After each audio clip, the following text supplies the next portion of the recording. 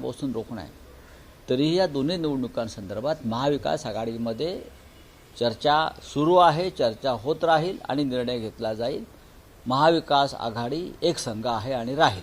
Sir तुम्ही आता राहुरीबाबत म्हटलात की तुमच्याकडे 3 इच्छुक उमेदवार तुम्ही लढण्याच्या तयारीत आहात. मात्र अशा वेळेला काँग्रेस हर्षवर्धन सपकाळ हे ठामपणे सांगतायत मीडियामध्ये की आम्ही लढणार. इव्हन त्यांनी उमेदवारांच्या मुलाखती घ्यायला देखील सुरुवात केली. घेऊ द्या ना, त्यांचा पक्ष आहे, ते पक्षाचे प्रांताध्यक्ष आहेत, ते पक्षाचे प्रांताध्यक्ष आहेत, प्रदेशाध्यक्ष आहेत आणि पक्षानं आम्ही तयारी केली आहे. आम्ही 3 उमेदवारांच्या मुलाखती घेतलेल्या आहेत. प्रत्येकानं कधी कोणावर निवडणूक लढण्याची वेळ येईल राजकारणामध्ये युद्धासारखं असतं, सदैव तयार असलं पाहिजे. कोणावर जबाबदारी पडेल निवडणूक लढण्याची सांगता येत नाही. आम्ही स्वतः आमच्या उमेदवारांशी चर्चा केलेली आहे. आमच्याकडे 3 उमेदवारांशी आम्ही चर्चा केलेली आहे. हर्षवर्धन सकपाळजी जर त्यांचे उमेदवार ठरवून ठेवत असतील तर ही चांगली गोष्ट आहे. आणि राष्ट्रवादी काँग्रेससुद्धा त्यांच्या उमेदवारासंदर्भात चर्चा करते आहे आणि 3 पक्ष मिळून आम्ही निर्णय घेऊ. आमचा निर्णय पक्षप्रमुख घेतील. संसदेमध्ये एक विधेयक मंजूर झालेलं आहे. आंध्राची राजधानी ही अमरावतीच राहील असं मंजूर झालेलं आहे. हो, पण तो निर्णय राज्य घेतं. माझ्या राज्याची राजधानी कोणती हा निर्णय केंद्र सरकार घेत नाही. महाराष्ट्राची राजधानी कोणती, मुंबई की आणखी काही, कर्नाटकची राजधानी कोणती हा निर्णय आम्ही घेतो, राज्य घेतं. पण आंध्रच्या बाबतीमध्ये त्या संदर्भातलं एक विधेयक आलं संसदेमध्ये. उद्या मुंबईच्या बाबतीत असं विधेयक आणतील हो, काही वेडवाकडं करण्यासाठी, किंवा इतर राज्यांच्या बाबतीत येतील. म्हणून सगळ्या राज्यांनी सावध असायला पाहिजे. चला, अपमानाचा विषय ताजा असतानाच जैन मुनींनी आता छत्रपती शिवाजी महाराजांची तुलना नितेश राणेंबरोबर केलेली आहे. मनोज जरांगे पाटलांनी त्यांना उत्तर दिलं आहे, ते योग्य आहे. मनोज जरांगे पाटील यांनी त्यांच्या मर्द मराठा भाषेमध्ये एक उत्तर दिलेलं आहे. त्या संदर्भात छत्रपती शिवाजी महाराजांची तुलना तुम्ही कोणाबरोबर करताय? ज्यांच्याशी तुलना केली, ज्यांच्या संदर्भात, त्यांना तरी मान्य आहे का?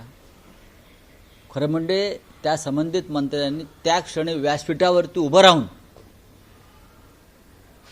त्या मुनी महाराजांना विरोध करायला पाहिजे होता. पण त्यांना गुदगुल्या झाल्या छत्रपतींशी तुलना झाल्यावर. इतर कोणाशी तुलना झाली कोणी केली असती तर हेच महाशय तडातडा वाटाण्यासारखे उडाले असते. हा, पण तुम्ही आपले बाळासाहेब ठाकरेंसारखी शाल वगैरे घेऊन कोणीतरी दाखवलं मला, मी काय पाहत नाही, हे पहा काय. पण मनोज जरांगे पाटलांचं मी आज त्याच्यावरची भूमिका ऐकली. काय चाललंय महाराष्ट्रामध्ये?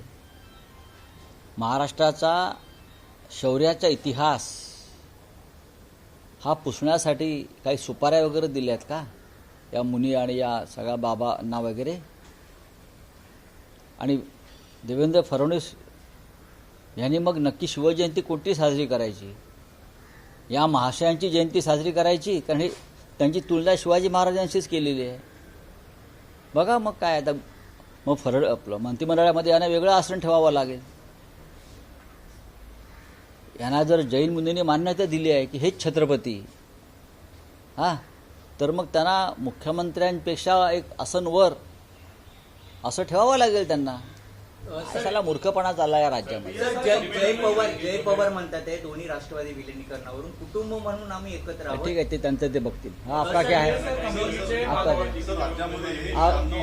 गया हाँ, सुनीता पवार की उम्मीदवारी जो है बिनविरोध जो है चुनाव किया जाए, ऐसी मांग बीजेपी की ओर से की जा रही है. क्यों? सुनीता पवार या और कोई महाविकास आघाड़ी के तो उम्मीदवार नहीं है ना. देखिए, अजीत दादा पवार महाराष्ट्र के एक रिस्पेक्टेबल लीडर थे. जिस भयानक तरीके से उनकी मृत्यु हो गई है, आज भी महाराष्ट्र सदमे में है. उनके जाने के बाद बारामती में चुनाव हो रहा है, वहाँ के वो विधायक थे. तो अब हम 3 पार्टी जो है महाविकास आघाड़ी में उस पर चर्चा करेंगे और वहाँ क्या निर्णय लेना है उस बारे में निर्णय आपको पता चलेगा, क्या करना है क्या नहीं करना है. लेकिन ये जो आग्रह है बीजेपी का कि बिन विरोध करो,